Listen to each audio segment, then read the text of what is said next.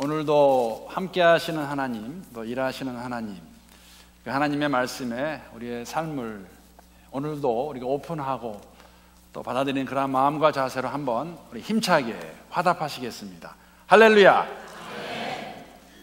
네, 크리스천 리더에 대해서 계속 얘기하고 있습니다. 크리스천 리더는 하나님이 세우시는 사람들입니다. 하나님이 세우시기 때문에 하나님의 영이 임재하시고 인도하셔야 되는 것이 지도자들입니다. 오늘날 교회는 하나님께서 교회를 통해서, 즉 여러분과 저의 마음과 손을 통해서 사람을 세우십니다. 우리가 잘 세우기 위해서 기도하면서 영적 분별력을 가지고 이러한 사람들을 세울 수 있어야 될 것입니다. 세움을 받은 사람들도 하나님이 세우시기 때문에 성령 충만으로 일을 다 감당할 수 있고 직분을 감당할 수 있어야 되겠습니다. 지난주에 제가 그래서 사도행전에 있는 6장의 말씀을 가지고 예루살렘 교회가 어떻게 사람을 세웠나 하면서 여러분 기억나시는지 모르겠어요. 성령이 충만하고 지혜가 충만하고 사람들에게 칭찬받는 자. 사실은 그 말씀을 전하고 난 다음에 제가 고심에 빠졌습니다. 멀리 갈 것도 없고 목사인 제가 성령 충만한가? 목사인 제가 지혜가 충만한가? 목사인 제가, 목사는 직분을 가지고 있는데 정말 사람들이 나를 칭찬하는가? 교포사회하고 사람들은 모른다 할지라도 우리 교회 안에 성도님들이 계시는데 저를 아신다고 그러는데 나는 정말 우리 교회에서 칭찬받는 사람인가? 잘 모르겠더라고요. 오늘 사실 이 자문에 대한 답을 하면서 고심하는 가운데 그런 생각도 해보았습니다. 나는 왜 목사가 되었지? 그 답은 제가 오늘 말씀 끝부분에 함께 나누겠습니다. 그러한 고심을 가지고 기도하는 가운데 오늘 본문 말씀을 이렇게 정했습니다. 오늘 본문 말씀은 갈라디아서 2장 11절부터 14절까지의 말씀, 신약성경 303페이지에 있습니다. 우리 함께 다 찾으셔서 짧은 4절밖에 되지 않기 때문에 우리 한 목소리로 읽도록 하겠습니다. 오늘 본문에 보게 되면은 할례당이라는 그러한 단어가 나옵니다. 할례당. 어떠한 자들일까? 이걸 이해하기 위해서는 율법에 대해서 잠깐 제가 말씀을 나누겠습니다. 여러분, 하나님께서 왜 율법을 이스라엘 백성들에게 주셨을까요? 대답은 사실 간단합니다. 하나님이 어떠한 분인가를 알리시기 위해서 주신 것이 율법입니다. 하나님께서 이스라엘 백성을 택하셨습니다. 물론 그들이 택함을 받을 만해서 택한 건 절대 아닙니다. 그러나 그들을 택하시고 난 다음에 그들이 하나님의 백성으로 어떻게 살아야 될 것인가, 어떻게 살기 위해서 하나님이 어떤 분인가를 알아야 되기 때문에 하나님께서 나는 이러한 하나님이다, 신이다, 내가 원하는 것이 이것이고 원치 않는 것이 이것이다라고 주신 말씀이, 그것을 설명하고 있는 것이 율법입니다. 하라, 하지 말라. 여러분, 구약에 기록된 율법이 아시는 분 계실 거예요. 제가 말한 적이 있으니까. 몇 개인지 아세요? 600개 이상이 됩니다. 613개 그렇게 말하는데 600개 이상의 율법이 구약에 나와 있습니다. 율법을 지켜야 되지요. 그런데 문제가 있습니다. 문제는 뭐냐면은 이스라엘 백성들 가운데서, 아니면 이스라엘 백성들에게 할 필요도 없습니다. 우리도, 모든 사람은 이 율법을 다 지킬 수 없다는 것입니다. 지킬 수 없습니다. 율법을 지킴으로써 하나님을 원하시는 삶을 살 수 없습니다. 그럼 왜 주셨을까? 하나님이 어떤 분인가를 알게 하기 위해서. 로마서 3장 28절에 보게 되면은 이 부분을 잘 설명하고 있습니다. 우리 한번 함께 스크린에 올라와 있는데 한 목소리 읽어보겠습니다. 시작. 그러므로 사람이 의롭다 하심을 얻는 것은 율법의 행위에 있지 않고 믿음으로 되는 줄 우리가 인정하노라. 역설적입니다. 하나님이 어떠한 분이신가 알리기 위해서 율법을 주셨지만은 율법을 다 지킴으로써 의롭다함을 얻을 사람은 한 명도 없습니다. 즉 율법을 주심으로써 하나님이 이러한 분이신데 우리가 할 수 없다, 그것을 인정하고 저 앞에 나와서 오직 믿음으로만, 하나님의 은혜로만 그것을 얻을 수 있다고 저희들에게 말씀해 주고 있습니다. 하나님의 은혜 받기에는 믿음으로 의롭다함을 얻을 수 있다고 그렇게 말하고 있죠.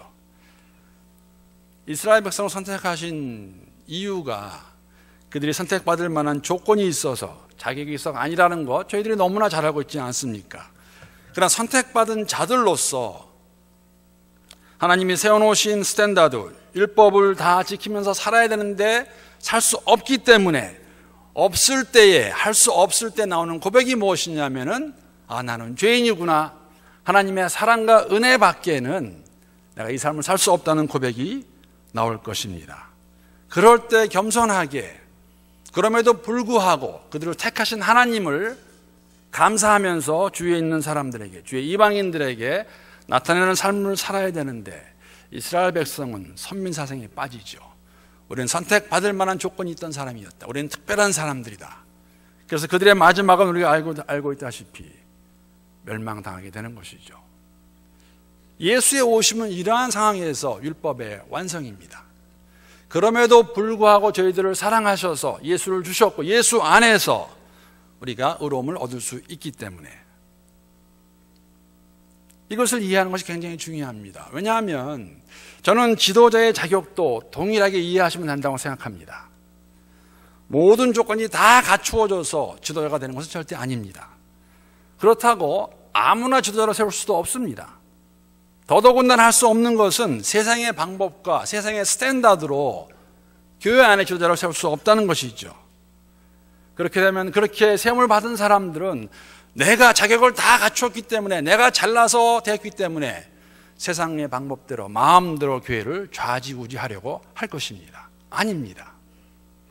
할 수 없지만 그럼에도 불구하고 우리를 사용하시는, 우리를 세우시는 하나님, 우리 중에 혹시 성경에 기록된 자격을 보면서 나는 정말 이 자격에 적합한 사람이네, 고로 나는 교회의 지도자가 될 수 있겠네 라고 생각하고 마음을 가지는 사람이 있을까요?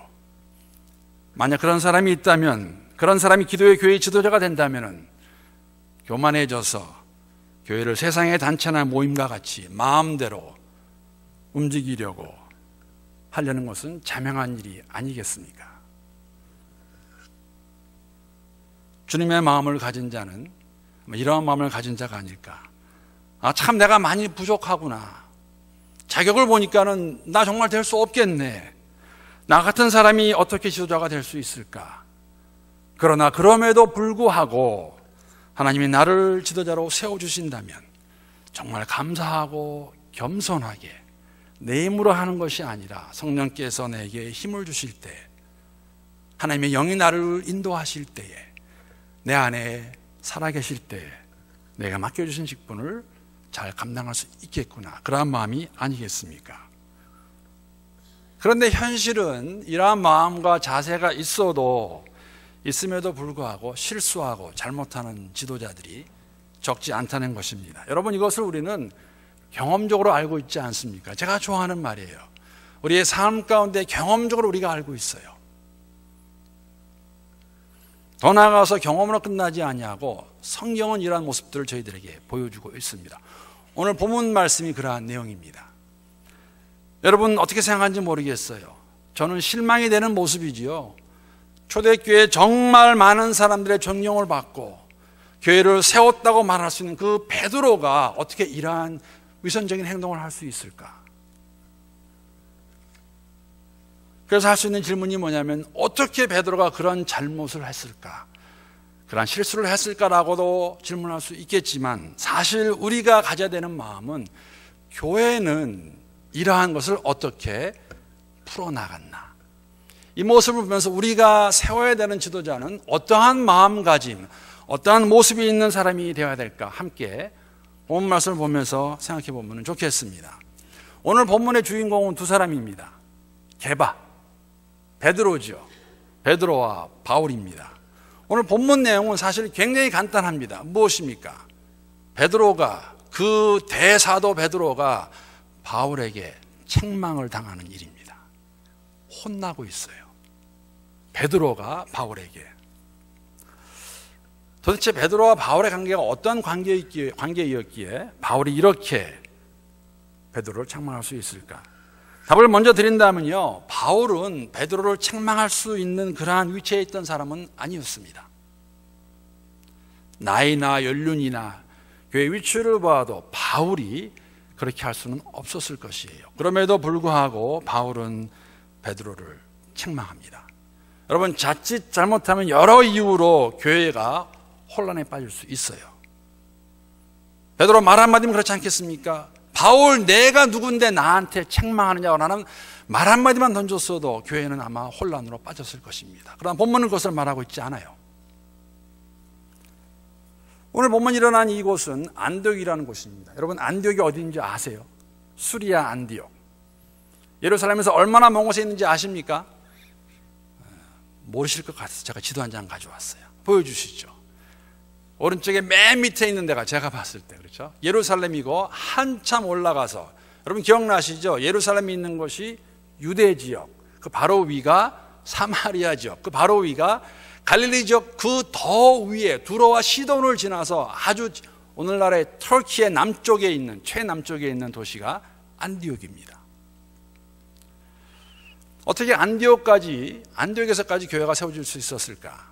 이것은 우리가 사도행전에 나와 있는 기록을 보면 알 수가 있습니다. 교회가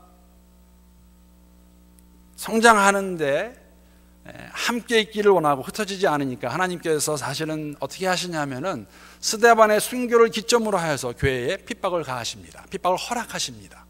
그래서 크리스찬들이 자의는 아니었던 것 같아요. 타의로 흩어지게 되죠.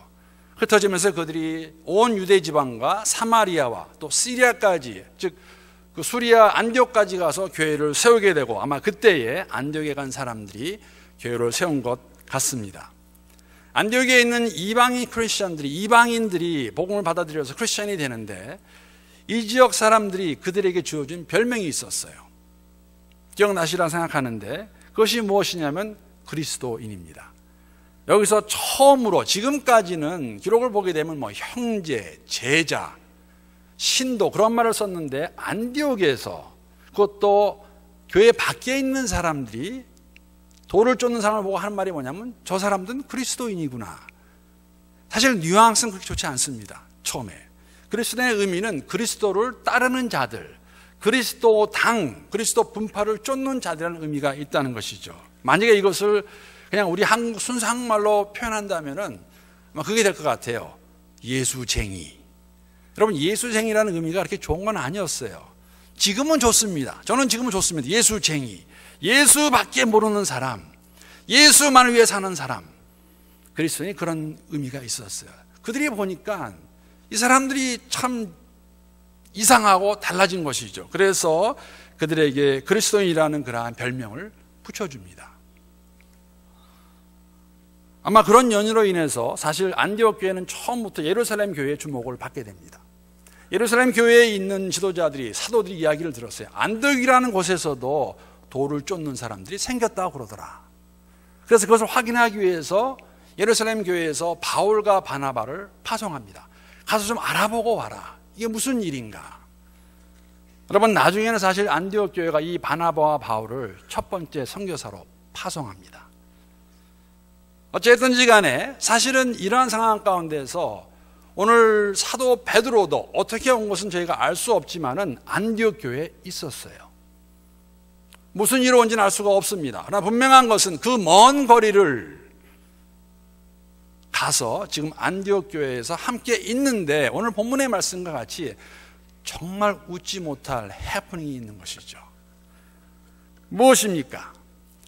안디옥 교회는 이방인 크리스천들이 많았는데 사도 베드로가 뭐 큰 어려움 없이 이 안디옥 교회 크리스천들과, 이방인 크리스천들과 함께 성찬을 나누고 음식을 떼며 교제하고 있다가 갑자기 사라지는 것이에요. excuse himself 하는 것이죠. 슬그머니 교제 자리를 피합니다. 왜 피합니까? 우리 이유를 알고 있죠. 야고보에게서 온 사람들이, 유대인들이 그곳에 왔을 때에, 교회를 방문하게 되었을 때에 그것을 보고 지금까지 잘 교제하던 베드로가 또 다시 베드로를 따라서 다른 유대인들과 바나바까지 그 자리를 피합니다. 누구입니까? 이 사람들이 야고보에서 야고보에게서 온 사람들이 누구입니까? 예루살렘에서 온 유대인 크리스천들이에요. 야고보는 우리가 알고 있다시피 베드로와 요한과 같이 예루살렘 교회, 초대교회 지도자였습니다. 아마 거기에 온 사람들은 야고보를 따르는 그러한 유대인들이었던 것 같아요. 문제는 이들이 유대인 크리스천들로서 율법을 굉장히 중요하게 여겼던 사람들이라는 것이죠. 그래서 이들의 별명이 뭐냐면 할례당이에요. 할례당. 자, 설명을 드리겠습니다. 물론 베드로도 생각하는 게 그렇게 다르지 않았어요. 사실 베드로의 그러한 생각을 알고 계신 하나님께서 사도행전 10장을 보게 되면 그 생각을 깨주시죠. 아니라고 보여주세요. 여러분 고넬료 사건 기억나십니까? 간단한 이야기입니다. 기도하는 가운데 환상 가운데 베드로가 어떤 환상을 보는데 하늘에서 보자기 같은 게 내려옵니다. 그 안을 보니까 율법에 의하게 되면 정결하지 못한 짐승이 들어있어요. 근데 갑자기 목소리가 나오는 것이죠. 뭐라고 하냐면은 베드로야 그 짐승을 잡아서 먹어라 라고 말씀하십니다. 근데 베드로가 뭐라고 그런지 아세요? 그 음성은 하나님의 음성이었어요. 하나님 말씀하시는데 베드로가 뭐라고 하냐면은 나 그렇게 할 수 없습니다. 왜 할 수 없느냐? 율법에 깨끗하지 못한 부정한 동물은 먹지 말라고 하기 때문에. 그래서 율법을 주신 하나님이 말씀하시는데도 베드로는 거기에 노합니다. 이 사건이 있었습니다. 이 사건을 주신 이유는 하나님께서 베드로가 고넬료에게 가서 유대인이 이방인과 함께 교제할 수 없는 것은 없는 것임에도 불구하고 또 그들과 함께 있는 것이 위법인 것을 알면서도 하나님이 괜찮다고 말씀하시니까는 가서 이방인 고넬료와 함께 교제하라는 것이죠. 그래서 그 환상을 보았기 때문에 베드로는 가서 고넬료와 교제를 합니다. 그런데 오늘 본문을 보게 되면은 그러한 하나님의 직접적인 주장과 가르침이 있었음에도 불구하고 오늘 본문에 보게 되면 아직까지 베드로가 그러한 율법으로부터 자유롭지 못해요. 유대인들이 없을 때에는, 유대인 크리스천들이 오지 않았을 때에는 이방인 크리스천들과 함께 교제를 잘 하다가 그들이 짜잔 나타나니까는 살짝 피하는 거 있죠. 왜 피했을까? 그들이 돌아가서 말할까봐. 우리가 안디옥에 가봤더니 베드로 우리의 지도자가 거기서 이방인들과 교제하고 있더라. 그 말을 듣고 싶지 않아서. 아직도 베드로조차도 율법의 관례로부터 벗어나지 못한 모습을 오늘 본문을 통해 저희가 볼 수 있습니다.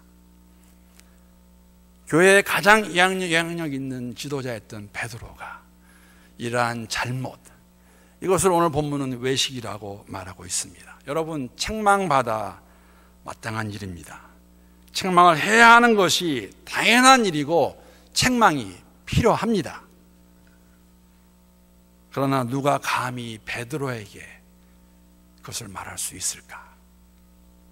교회의 가장 높은, 가장 영향력 있는 지도자라고 말할 수 있는데 쉽지 않았겠죠. 이 상황에서 바울이 우리의 말대로 총대를 메고 베드로에게 말합니다. 그것도 그냥 말하는 게 아니에요. 떠나서 말하는 것도 아니고 뒤에서 말하는 것도 아니고 면전에 대고 페이스 투 페이스 말하는 것이죠. 당신 잘못했습니다. 이것은 위선입니다. 여러분, 우리가 이런 거 보게 되면 좀 오해할 수가 있어요. 야, 바울에게 기회가 왔구나. 베드로 실수했구나. 기회는 지금이다. 내가 이것을 잡아서 저를 그냥 낮춰버려야겠다. 내가 그 자리를 뺏어야겠다. 아니에요. 바울과 베드로의 관계는 그런 관계가 아닙니다. 오늘 본문 바로 전의 모습 보게 되면 그들이 어떠한 사이였나, 어떠한 관계였나를 저희들에게 잘 보여주고 있습니다. 의미는 바울이 사사로운 개인적인 감정을 가지고 베드로에게 말하는 거 아니에요. 이거는 진리에 관한 것이기 때문에 말하고 있다는 것이죠. 갈라디아서 2장 9절의 말씀 보게 되면 바울과 베드로, 또 요한과 야고보, 바나바까지 어떤 관계를 저희들에게 보여주고 있습니다. 또 기둥같이 여기는 야고보와 게바와 요한도 내게 주신 은혜를 알므로. 야고보와 게바와 요한은 예루살렘 교회의 지도자들입니다. 여기서 나는 바울을 얘기하고 있고, 바울이 다메섹 도상에서 만난 그 예수님, 그 은혜를 알고 있기 때문에 나와 바나바에게, 바울과 바나바에게 친교의 악수를 하였으니 우리는 이방인에게로, 바울과 바나바는 이방인에게로, 그들은 할례자에게로 가게 하려 함이라. 사도권을 인정하고 서로의 사역을 인정하고 친교의 악수를 했던, 우리는 동역자고 형제고 한 가족이라는 것을 확인한 사이입니다. 그러니까 사사로운 감정으로 글을 했던 게 아니었어요. 이것은 복음의 진리에 관한 일입니다. 그대로 놔두면 어려울 수 있기 때문에. 저는 그런 생각도 해봤습니다. 그냥 넘어갔지. 그거 뭐 이렇게 또 해가지고 왜 관계가 이상하게 되고 교회가 어려워지면 어떻게 될 것인가. 그러나 조금 전에 말씀드린 것 같이 14절의 말씀을 보게 되면 그냥 갈 수 없는 것이죠. 14절 전반전에 보게 되면 그러므로 나는 그들이 복음의 진리를 따라 바르게 행하지 아니함을 보고 모든 자 앞에서 책망했다고 말하고 있습니다. 개바에게 말하는 것이죠. 이렇게 행동하는 것은 복음의 진리를 따르지 않는 것이기 때문에 말한다고, 책망한다고 이유를 밝히고 있습니다. 여러분, 복음의 진리가 무엇입니까? 복음의 진리는 예수예요.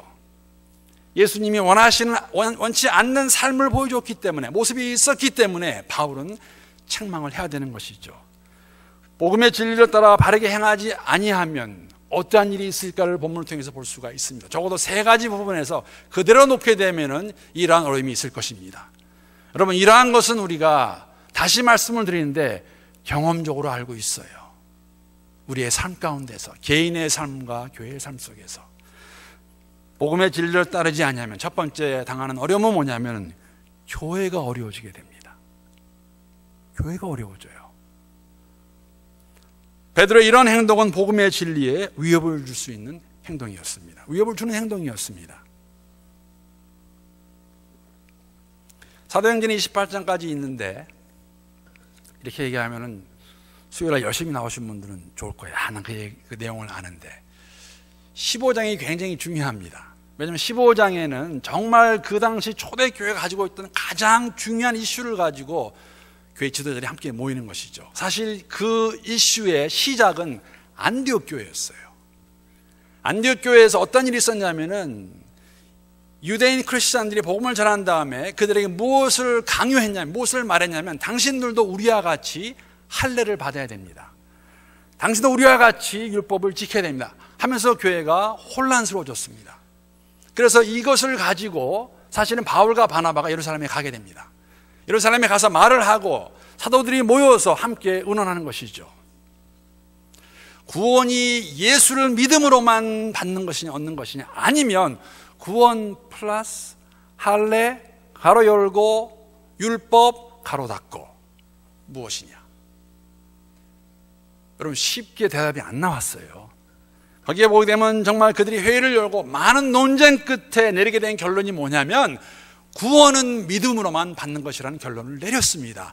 그 결론을 내린 중간에 누가 있었냐면, 중앙에 누가 있었냐면 베드로가 있었어요. 근데 그 베드로가 지금 안디옥 교회에서 예루살렘에서 유대인을 보니까는 이방인 크리스천들과 함께 교제하다가 살짝 피하는 거 있죠. 왜? 사람들의 말이 무서워서. 그들이 돌아가서 무슨 말 할까?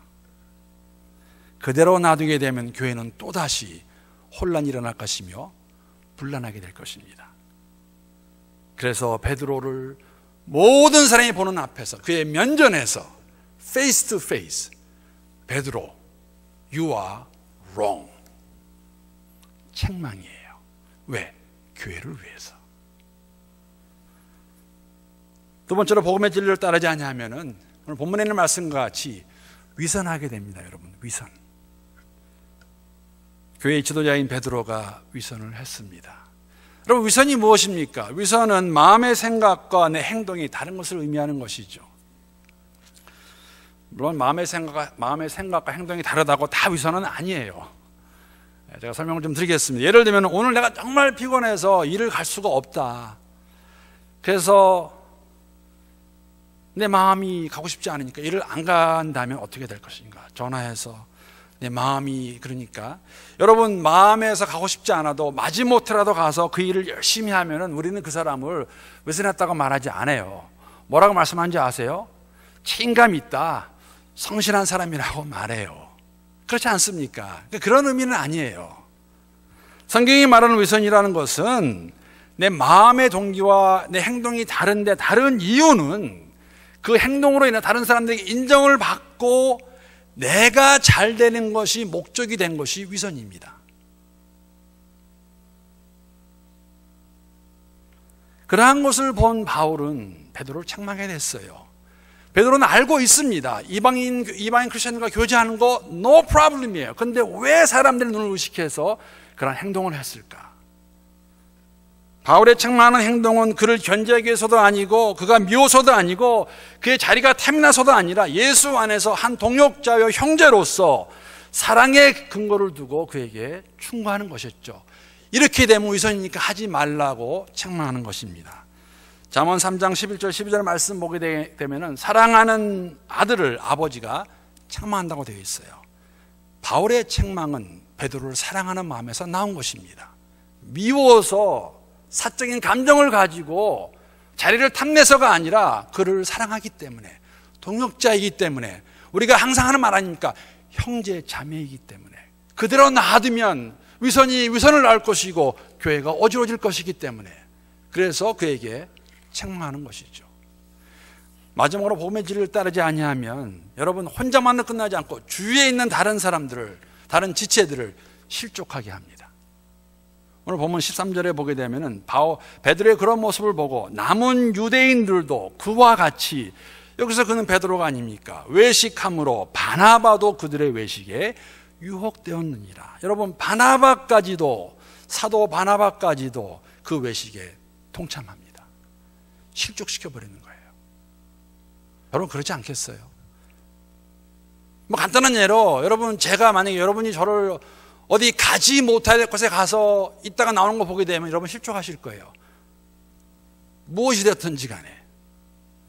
베드로 혼자만의 실수와 잘못으로 끝나는 것이 아니라 그것을 본 다른 유대인 크리스찬들도, 그때까지 함께 이방인 크리스찬들과 교제하던 그들까지도 바나바를 포함하여서 외식에 동참하게 되고 실족하게 되는 것 저희들이 볼 수가 있습니다. 그렇기 때문에 바울이 복음의 진리를 따라 모든 사람이 보는 앞에서 베드로를 감히 책망합니다. 복음의 진리 안에서 담담히 있었던 것이죠. 담대함으로 용기를 얻어서 하는데, 여러분 물론 제가 오늘 제목이 책망을 줄 수 있고 받을 수 있는 지도자, 베드로도 훌륭합니다. 말씀드린 것 같이 베드로 말 한마디면 다 끝날 텐데 교회에는 아마 굉장히 힘들어질 거예요. 베드로가 거기서 바울 내가 감히 나한테 그런 말을 해? 라고 말했더라면 안디옥 교회, 예루살렘 교회가 어떻게 되었을까? 베드로도 알고 있었죠. 진리 안에서 사랑으로 교회를 위해 같은 형제이기 때문에 그 책망을 받아들입니다. 사랑하는 성도 여러분, 저는 이 모습이 얼마나 부러운지 모르겠어요. 왜 오늘날 교회 안에서는 이런 모습이 없지는 않겠죠? 왜 볼 수가 없을까? 우리는 정말 그리스도의 사랑 안에서 책망을 주고 받을 수 있는 공동체를 만들어갈 수 없을까? 그런 지도자들이 될 수 없을까? 예수 공동체의 지도자들, 책망이 아니라 여러분, 우리는 오늘 교회 안에서 본인이 듣기 싫어하는 말 한마디만 들어도 토라지고 화내고 기분 나빠하고 시기하고 그리고 가십해야 되는 것이 만약에 교회의 문화라면 이것이 성경에서 보여주는 교회의 모습일까? 여러분 어떻게 생각하세요? 베드로와 바울 사이에서 이런 일이 있었습니다. 책망을 주고받는 그러한 관계. 할 수도 있고 받을 수도 있고. 여러분 세상이 많이 바뀌었어요. 무슨 얘기 하려고 그러냐면요, 저는 오레곤도 크게 다르지 않다고 생각합니다. 제가 사실 한 30년 전에 중등부, 고등부를 할 때는 그렇지 않았어요. 물론 잘하는 아이들, 한국말을 잘하는 아이들도 있었지만 못하는 아이들도 더 많았습니다. 저는 어떤 그런 부모 얘기도 들었어요. 내 자녀들이 영어를 정말 잘하게 하려고 부모들이 못하는 영어로 애들하고 이렇게 대화했던 적도 있다고 그래요. 요새는 그렇지 않아요. 요새는 2세들이 한국말 참 잘합니다. 왜냐하면 한국 프로그램을 보기 때문에. 제 딸도 방에서 조용하다 싶으면 들어가서 보면은 이 스마트폰으로 주렁아보고 있어요. 그래서 제가 한마디 하죠. 너무 많이 보지 마라. 너 눈 나빠진다. 들은 척도 안 하더라고요. 제가 들은 이야기입니다. 이게 실화 같아요. 이런 아이들, 우리 2세 아이들이지만 이런 아이들이 우리 사실 부모들이 제가 잘 알거든요. 부모들이, 교회 다니는 부모들은 집에 있으면은 교회 얘기 참 많이 해요. 이런 얘기 저런 얘기. 그 이야기를 듣고 있던 아이가 이런 말 했다는 것을 들은 적이 있습니다. 엄마, 그거 완전히 코리안 드라마 이야기네. 사실 굉장히 안 좋은 이야기죠. 사랑하는 성도 여러분, 이런 기도 제목을 나누기 원합니다. 우리 교회 안에서 코리안 드라마 써가지 말고요,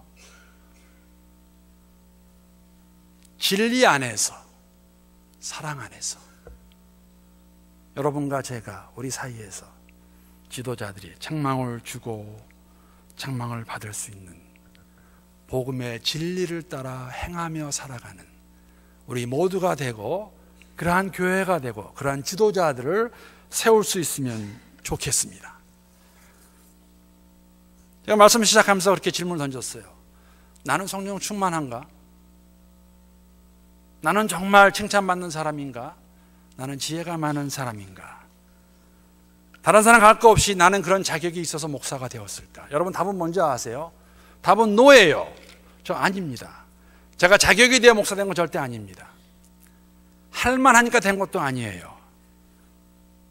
제가 목사가 되겠다고 생각한 이유는 단 하나입니다. 저는 그날 그곳에서 하나님의 사랑을 깨달았습니다.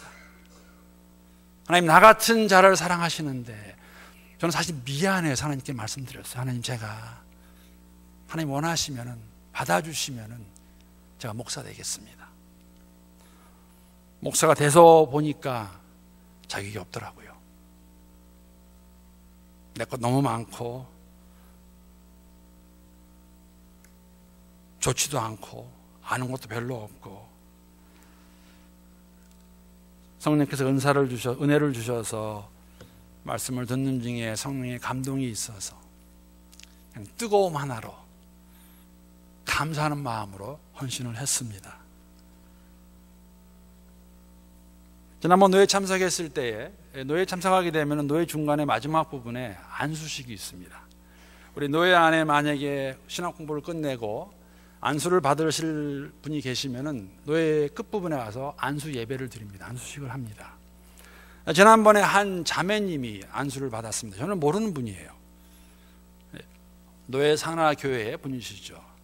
근데 그분이 예배 시간 들어왔는데 시종 우시더라고요. 많이 우세요. 사실 그분은 나중에 그 축도할 때도 울먹거리셨어요. 여러분, 축도는 우리가 이제 예배 마지막에 항상 그날 안수받은 사람들 중에서 만약 한 명이면 그분이 이제 축도를 처음으로 하게 됩니다. 근데 축도하시면서도 울먹거리셨어요. 근데 그분이 잠깐 이런 말씀하셨어요. 제가 분명 그대로 한 건 아닌데 이렇게 패러프레이즈하면 그 들은 말을 가지고 생각하는 건 이런 말씀하셨어요. 목사님들, 장로님들, 제가 무슨 자격이 있어서 혹은 되어서 목사가 되는 것은 아닙니다. 이 모든 것이 주님의 은혜며 사랑입니다.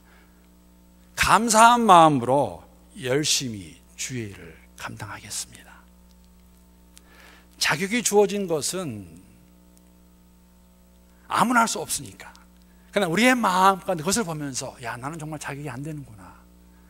만약에 나 같은 사람을 하나님께서 세워주신다면 내가 정말 겸손하게 그것을 바라보고 나가야겠구나. 그것이 여러분과 제가 가져야 될 마음의 자세입니다.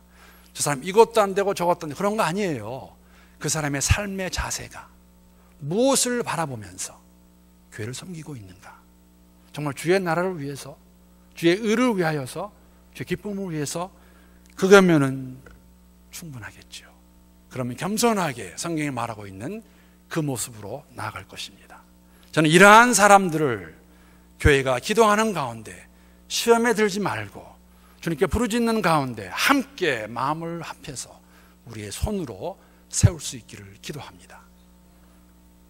모든 사람은 실수와 잘못을 하게 되어 있습니다. 베드로도 실수했어요. 베드로도 잘못했습니다. 왜 그렇습니까?